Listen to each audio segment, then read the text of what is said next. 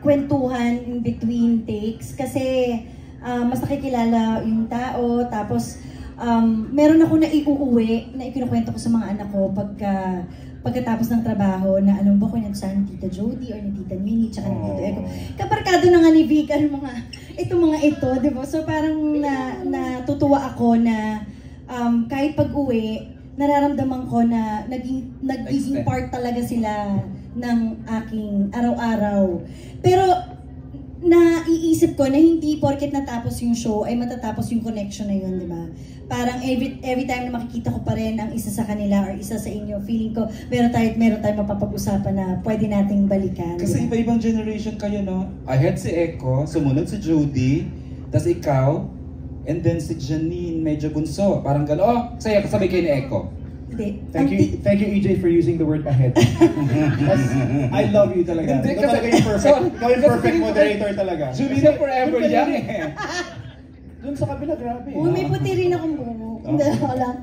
So, mamimiss mo to, no? Mamimiss ko kasi ibang family din ang ganito sa live, sa interview, sa Magandang Buhay. Iba rin. Ganyan ka naman.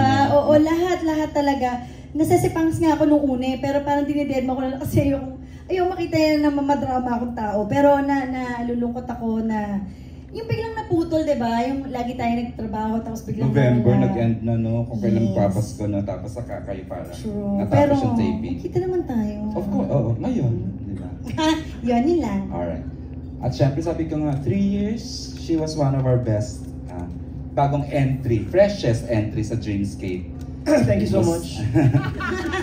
It was because of the Deo and Gina. And now she consistently does projects with us. And we're so happy. She always, she never fails to deliver. Ni Janine Gutierrez. Thank you!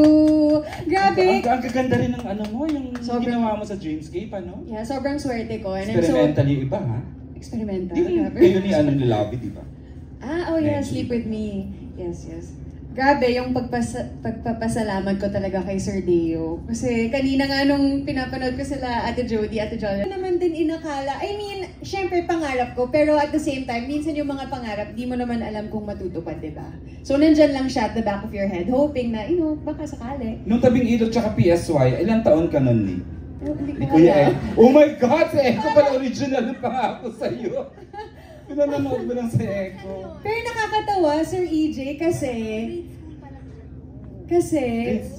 Ayaw na irati ni baka naman siya. Hindi kasi ang dami ng lumabas na compilation sa Instagram na sinasabi ko kung sino yung mga gusto kong makatrabaho. Tapos nangyari Jericho, Ate Jody. Of course, Ate Jolens kasama ko sa ASAP before, pero pareho kaming na teleserye. So, nakakatuwa na talagang nagdidilang anghel yung mga wish ko. So, thank you to Dreamscape and ABS-CBN and of course, lahat ng sumusuportang fans kasi nabibigyan ako ng pagkakataon na matupad talaga yung mga kapipirma mo lang, so wala pa pang pwedeng i-reveal from what was signed.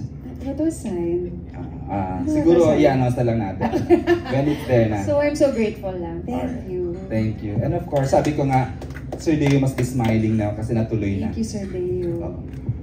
And Jericho Rosales.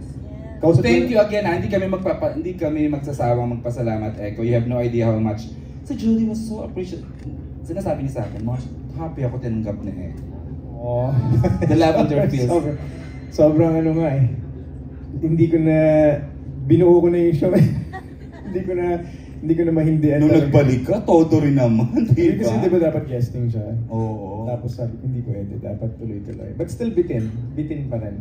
But I'm so happy, thank you. Malaki yung, lagi yung kinukwento to na may utang ako sa Dreamscape dati, kay Tito Deo. Kasi, lagi siyang may offer. Nauudlot yung mga shows palagi. Kasi wala eh. Gusto ko lang maging bum eh.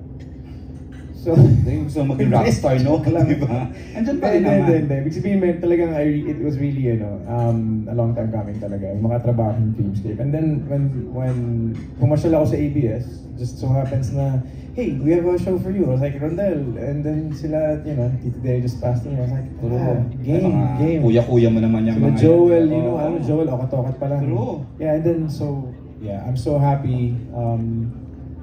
Dreamscape. Just sabihin ko na sa inyo personal kasi ayoko magselos yung mga ibang mga... Don't have to. We're not But I had a gonna put you in really trouble. great time with Dreamscape. Of course. And it was just such a nice feeling lang. Iba aura mo ngayon, Siyempre. Ang gwapo, ang fresh. Thank you so much. I like the hair. Thank you so much, EJ. I know. Yeah. Anyway, yeah, so thank you. Lavender Fields really made my 2024 super memorable. Oo, sana tuloy yung movie mo this year, tsaka mo Tuloy naman siya. Oo. We'll be shooting na next month. I admire your, Thank your you new so management din naman. Thank you so much. Thank you, Jay. And of course, another, she made it to the top, A-lister. Jody Santa Maria. Mars, how was the journey, the Lavender Fields journey? I would say, una-una syempre, exciting. Kasi parang, I've been in this industry for X number of years. Sinabi kong ilan. And then I've always wanted to do something new. Sabi ko parang gusto ko lang ng iba. And then I'm just so blessed na mabigyan ng isang programa na or isang genre na never ko pang nagawa. Totoo, Ito sa 20 plus, sa almost 24, 25 years. Sinabi na X number of years. Anyway, so nabigyan ako ng pagkakataon na gumawa ng isang genre na hindi ko pa nagawa before. And I must say na hindi siya naging madali. Very challenging siya. But at the same time, nakakatuwa yung mga ganong klaseng experiences kasi doon tayo natututo, doon tayo nag-grow. And I must say na marami rin akong natutunan sa show na to. I'm blessed to have worked with, excellent and talented people. Thank you sa inyo. Thank you sa lahat ng mga nakasama. Isa sa mga love na casting na ginawa. And it was a beautiful journey. I'm not gonna say na naging madali, pero di ba sabi nga nila, parang the harder the conflict, the more glorious the triumph. So I think yun din yung special about Lavender Fields. Kahit sabihin mo na may mga challenges along the way, pero siguro yun din yung naglabas nung siguro creativity, artistry, at kung ano man ang kailangan namin para sa mga roles namin. And of course, syempre hindi natin pwedeng isantabi yung talaga naman yung ibinuhos ng ating mga writers, ng creative team. Hindi madali gumawa ng isang storya, hindi madaling gumawa ng isang serye.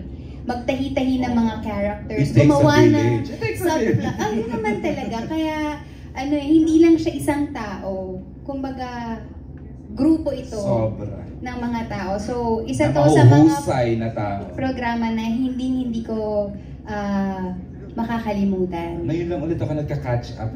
Bihira, pinapalam ko sa ibang shows. Ngayon ito talaga kina-catch up ko kahit sa Iowa.